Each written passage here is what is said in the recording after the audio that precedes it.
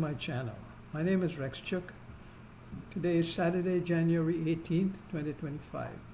How did we get to this point? How did my mother die when she pleaded with me to return to Trinidad to protect her?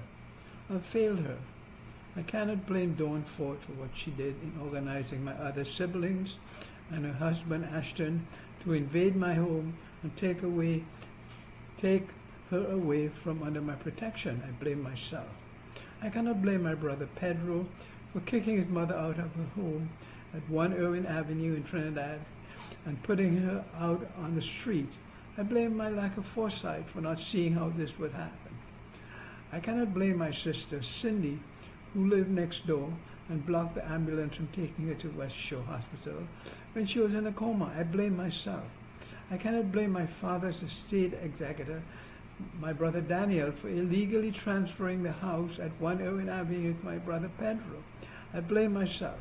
I cannot blame my brother Glenn and his wife for locking me out of Mom's apartment where she had moved to when Pedro kicked her out of her home at 1 Irwin Avenue. I blame myself.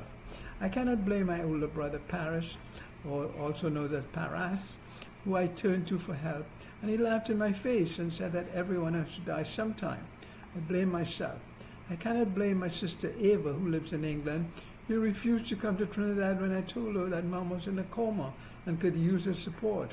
I blame myself.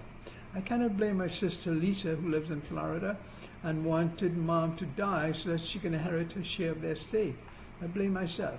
I cannot blame the Prime Minister for trying to protect the PNM from repercussions of his General Secretary Ashton Ford involvement in the cover-up of Mom's death involving the Forensic Science Center, and moved the body to the Port of Spain General Hospital to produce a bogus autopsy report after I filed an injunction to stop Mom's cremation.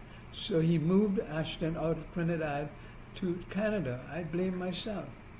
And lastly, I do not blame the Prime Minister for suddenly resigning from office to protect the PNM from my exposure of his culpability as a partner in crime in the cover-up of my mother's death, making him an accomplice. May the Lord have mercy on their souls, but not on mine. I deserve the full wrath of hell where I have been living since I failed to protect Mom. My tears will never stop flowing in this world or the next.